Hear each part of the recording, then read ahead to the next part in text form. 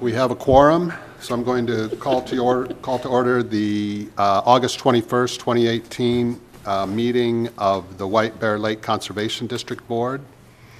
Thank you all for being here, by the way. So we're on to item 3 on the agenda, approval of agenda. Anyone? So moved. Motion and a second to approve the agenda. Any discussion? All those in favor say aye. Aye. Opposed, same sign. That passes. Approval of the prior board meeting minutes, so from our July meeting. Does anybody have any additions or corrections they'd like to make to those minutes?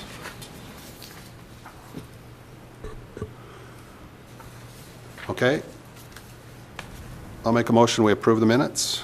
Second. We have a motion and a second. Any discussion?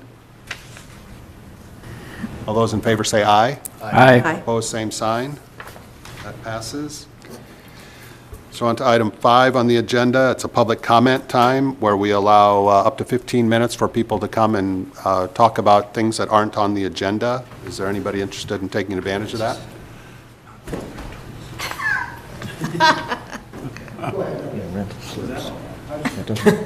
He's going to trip you. The fishing boats. So if you could just state your name, Brian. Just the rental. Brian Goldrick, 3016 White Bay, Stillwater, Minnesota, on behalf of Docks of White Bear Lake. Chair, in the past, the board has committed to doing a review of Commercial Bay. As of this date, that hasn't happened. I would like that to happen in the next 60 days, please. We did. That we can at least get something started so that we can have something in place for next season. Okay. I can't commit to the 60 days, obviously, but I understand the We've already importance. committed to doing it last year, and we didn't do it. That's why I'm trying to put a timeline on it, because it's been Fair enough, more than Brian. patient. Yeah, that's fair enough.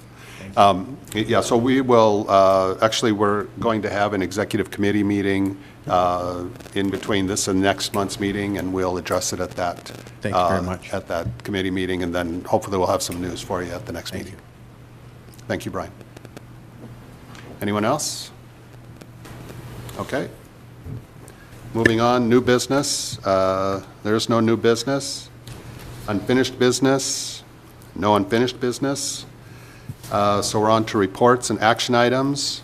First one is executive committee. The executive committee didn't meet this month, so there's no report. The next item is the Lake Resolution Committee.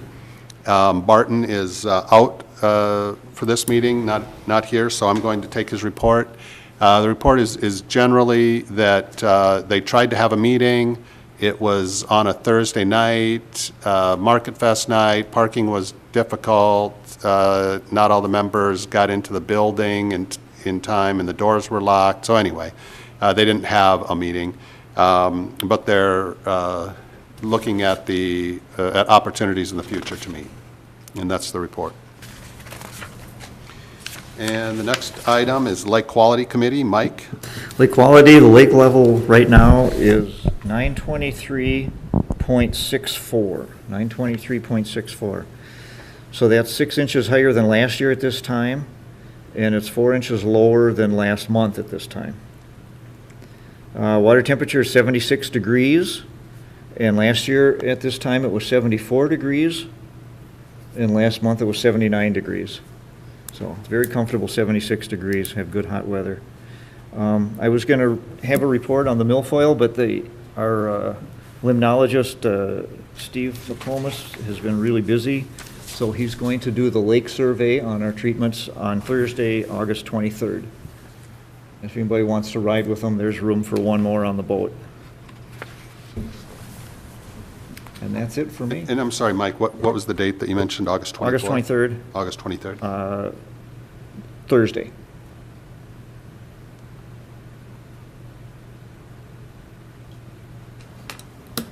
Any questions for Mike? All right, thank you, Mike. On to the next item, the Lake Utilization Committee. Mark? Yeah, the only thing we actually have on the agenda, although I've got some updates afterwards, is John Redpath request for a second water ski slalom course.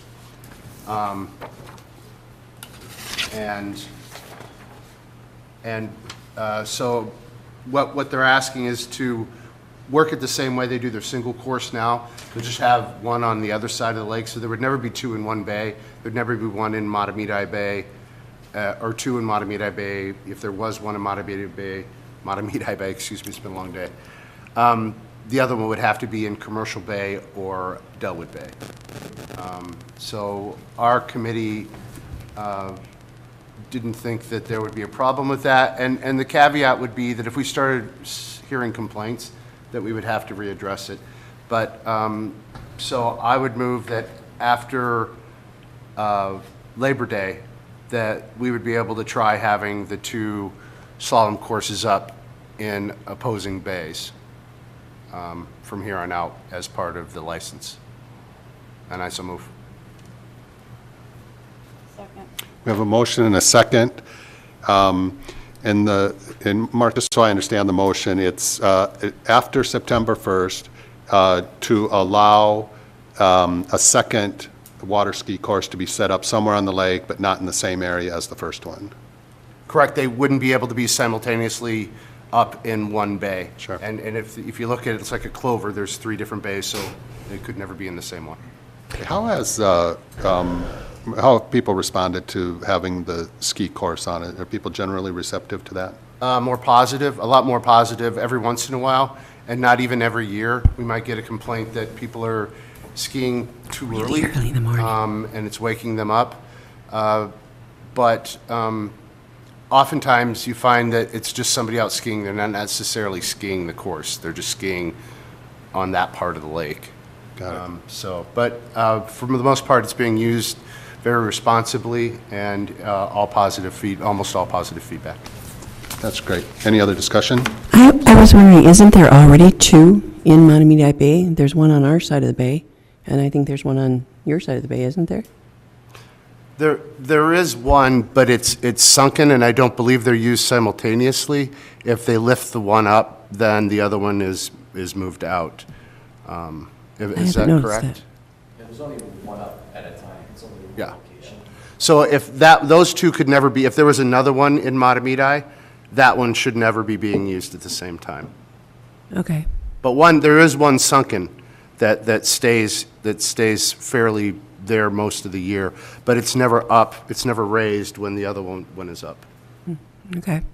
Is that Yep, correct? Yep, it would only be raised if the second one was in another bay. And we'd still, move them, twice a month like we do now. So like, when one was up by you, then the one in Matamidi wasn't up. Are you in Birchwood? I'm in Birchwood. Yeah, so we had that up over there, that's down now, that's not there, and the Matamidi one went up. Okay. We continue to do that in each bay. So if we had one in Commercial Bay and one in Matamidi Bay, we, in twice a month, we would move them. So maybe one of them, and maybe if the wind direction was in a certain direction, we may just put one up. Yeah, maybe it would be in the Yacht Club Bay. Or one in the Yacht Club Bay, and then if we had another one in Matamidi, I wouldn't be in the same location. We'd move it to a different location in Matamidi or Birchwood. We consider Matamidi, Birchwood, the peninsula, all that one bay. So that one would rotate, one Commercial Bay would rotate, or move to a different bay. Okay. And we don't think it would increase the amount of use of it because we're asking for this or requesting this because if it's windy at all, you really can't use it. So there's typically one side of the lake that's calm and one side that's not, and the one side that's not calm, generally wouldn't be used at all. It wouldn't be common for both of those courses being used the same day. There could be days when there's no wind, and it could be. Mm-hmm. But typically, one of those 2 courses is going to be the one used that day. Yeah, I've noticed the one in Birchwood has been up quite a long time this summer, out in front of my home. Where in Birchwood are you? 479 Lake Avenue, down by, By K Beach, By what? by the K Beach. Oh, yeah. It was there for 14 days, I think. I think that was, it wasn't even the full, we weren't even there the full length of the, we usually try to get out 16 or 17 days. It was there about 14 days. But I'll tell you one thing, it was heavily used those days because we had the perfect wind direction for that location, and it was used every day when it was there. Yeah, Birchwood is Sometimes pretty that calm. makes it appear to be like it's been here forever. But this new change will make it so that, you know, on a mediocre day, you're gonna go to the end of the bay to ski, of course, so. Okay. I think it'll work, and if it doesn't, we, you know. Mike? I'd have to say that they're, I ski the course a lot, as much as I can, so I'll abstain from voting. But I'll have to say that when there are complaints or concerns, that's been handled immediately. And, you know, John has done a very good job in answering any questions. And like Mark said, a lot of times if it's early skiing, they're not in the course, they're just out skiing. And that really, there's nothing you can do about that, that's okay. And if we see anybody that does use the course too early, they're told immediately, go out and tell them, and then they respect that, so. What is too early? When are 7 they a.m. allowed to start?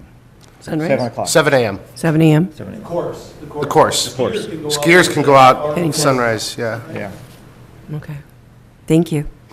Any other discussion? Okay, I'll call the vote. All those in favor say aye. Aye. Opposed, same sign. Okay, and I think we have one abstention. Abstain. Kim? And thank you guys for doing a good job out there, right? Yeah. Thank you. And thank you for directing the calls to us, because I'll give them my cell phone number. That usually works better. Or move it if somebody. Sure. So then I've got some updates. Okay, and Mark? So last month, we discussed having a meeting between the Shadow Cay homeowners and the Ramsey County Water Patrol. I spoke with both. It was decided that there probably would not be a meeting. I was informed that there have been several citations or tickets or whatever given recently, and the water commander says that he thinks that that'll probably help some things. They're having some trespass issues. I spoke with the owner about that. So I don't think that it's over, but everybody seems to be right now calm and looking for different answers. But right now, like I said, the Water Patrol commander told me that they're pretty much doing what they can do, keep calling in complaints if you see illegal activity or loud music that they can do something about. Other than that, they're doing what they can. Then, and if there's any questions, come up to me afterwards. I'll be happy to talk to you. And then I want to bring over some things that kind of goes back to what Mr. McGoldrick was saying earlier. We did actually do a boat count this summer. There's a boat count done every year. We went out in the morning. Mike went out in the morning, and then Mike and I went out in the evening and did the same count. And what we found was the VFW had 25 watercraft with 1 empty slip. City White Bear Lake, 159, 2 empty slips. And then the Go Fishing pontoon, the sheriff's boat, and the water rescue boat's always there. And they have a permit for 160. So that worked out. Aqua, 8. Permitted for 8, but is that permit totally solid yet? Do we have anything from the city? Nope, I talked to Sam yesterday, and she said that, no, there's a lot of work that still has to be done on it, and it's going to be quite a while before she would Okay. give us that letter. So she suggested that we could give the permit to Pat with the contingent that that letter will be coming, but she said Yeah, it could be which in is the sort of fall. what we've been doing. Yeah. That's what's, Yeah, so she they, said it was about we parking. told them they could have 8, they have 8. Tallies, 44 watercraft in rental slips, kayaks, fishing boats, and pontoon rentals as permit states. I'll get to that in a minute. Possible 1 or 2 more rental slips. It looks like they've got 2 tied up along near Aqua side that seem to be pretty permanent in the same boats there every time, but they're not actual slips. So we can try to talk about that with the owner. Docks of White Bear, 208 watercraft, 3 empty slips. Included in this count are 3 rental pontoons, the boat club rental barge, The permit is for 200, which was amended later in the year. So I would propose that we send a letter to Docks of White Bear Lake for extra fees for the overage, along with Tallies as well. Or Tallies doesn't. Tallies. Oh, yeah, they're 2 over. And then, on top of that, we've done a lot of discussion, and next year, I'm just bringing this up. Next month, I'd like to bring some new changes to our ordinances. One that, right now, we have nothing to do when they go over except charge them for the extra boats, really. There's no punitive. So we'd like to put change an ordinance to read something like, any boat overage, so say for sake of argument, you had a license for 50, and we found you with 55, next year you're going to get a license for 45. So however many you go over, you're going to get that many less in your license the next year. So I'm just chew on that. Other thing, we haven't changed the fees for those boats in Commercial Bay for over 15 years that I know of. They're right now $50 a slip, and they're getting over $2,000 a slip. So I would say to move it to 75, and that's up for debate. All boat counts in the boat count are private and commercial. Currently, we have Tallies in there, and it started out really small, but now there's 6 pontoons, 2 high-end fishing boats, plus the other fishing boats that aren't getting counted in the count for the license. And I would propose that those get counted in the amount of slips you're allowed to have. So initially, he's got way more boats than we're actually permitting for. And then all docks in Commercial Bay go back to where they were prior to the water dropping below ordinary high water. That we go back into historic configurations. So that's just what I'd like to, I'm not proposing anything right now, I just want to let you know that you might be hearing about that next month. And so, and to address Mr. McGoldrick as to, the way that Commercial Bay is managed, and maybe, managed a little tighter than we have in the past. And that's it. Thank you, Mr. President. Any questions for Mark? Are those boats that you were counting above and beyond Tally's number, are those part of their business? Are they those rental boats that they have available for the public? Yeah, so currently, we don't charge them for that. And that was traditionally, it started out where you had a couple 12-foot Lunds stacked up on the end with a little, 10-horse tiller on the back. Mm-hmm. And then that went to a couple pontoon boats. Now there's 6 pontoon boats. 2, what's that? 7. 8. Oh. And I know of at least 2 of the higher-end fishing boats, not just the little tiller Lunds, that he's using to rent out. And currently, those are not counted, and we haven't been counting them in the total for the license. Okay. And do we do that across the board for people who have rental types of vehicles that are boats or whatever, or pontoons? They're not included in their count either? Currently, I think he's the only renting. There's a boat club, but we count their boats. There's a rental down by Admiral D's, yeah. Come up and speak, please. Sorry. It's all right. I think it's great what you're doing, Mark, and I'd be more than happy to go out there and go over any boat or have any discussion. We do currently have 3 rental pontoon boats, and I think on our application, we put down 200 and then 8 2 personal, and I think 4 rental. I don't have it in front of me, but I think we're in compliance, but if we're not, we would pay for Right. it. But I'd like to just go over that. And all I'm saying is for next year, everything counts. No, that's why I want to have. Turn on the motor and back it out. Mark, then and that's it why counts I want on your license. to go over everything in the Commercial Bay so everybody has an understanding of what the expectations, what the rules are, and everybody has the same ones. It's my understanding, if it's a licensed vehicle, where you have a DNR license, then it goes on your count. Because I've had people want to put in jet skis. And that's fine. I don't want to get too into the woods about this. That's okay. I think that's great that we're going to address all that stuff. Thank you.